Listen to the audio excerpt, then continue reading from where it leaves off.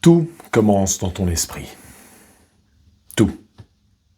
Tu vas dire, mais non, les choses m'arrivent, des choses comme ça. Non. Tout commence dans ton esprit. Pourquoi? Parce que c'est ton esprit qui filtre, qui interprète et qui perçoit.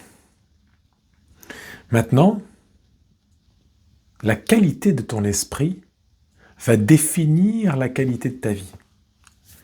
Dans n'importe quelle circonstance, une personne positive va voir quelque chose de positif.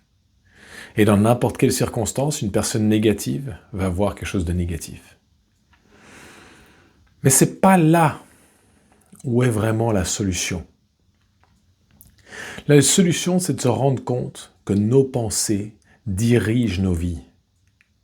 Que ce n'est pas dans l'autre sens.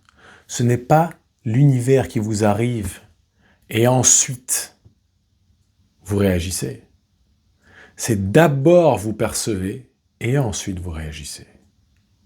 La perception, elle se passe déjà là.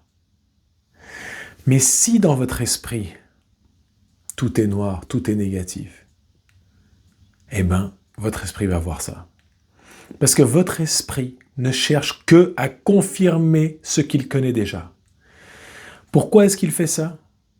C'est parce que ce qui est connu, c'est la sécurité. Ce qui est connu, c'est ce qui est confortable. C'est pour ça que le changement est si difficile. C'est pour ça qu'il est si inconfortable. Mais le changement et l'évolution sont primordiales. Primordiales. Parce que, à n'importe quel moment, c'est vous qui pouvez décider quelle vie vous pouvez avoir ou voulez avoir. Maintenant, la clé pour y arriver, c'est de rendre conscient de plus en plus de pensées.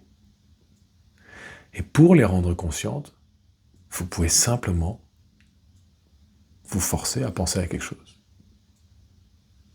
Et en faisant ça, petit à petit, vous allez pouvoir vous concentrer sur quelque chose de nouveau que vous avez créé.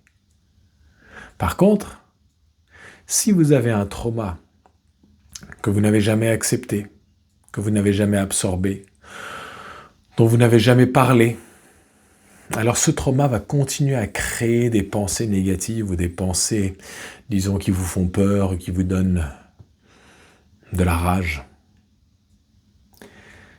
Et donc là aussi, il faut se rendre compte que quel que soit le trauma par lequel vous êtes passé, vous ne devez pas le garder en vous et vous ne devez pas continuer à confirmer la présence d'indicateurs que ce trauma existe.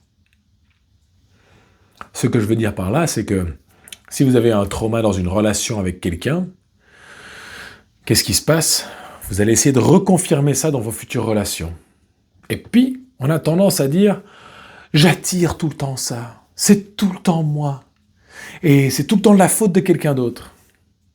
Non. Vous êtes au centre, c'est vous qui décidez. Maintenant, commencez à prendre le contrôle de vos pensées et commencez, plutôt que de laisser vos pensées inconscientes vous dominer toute la journée, commencez à mettre des pensées conscientes et surtout des pensées conscientes positives. Salut.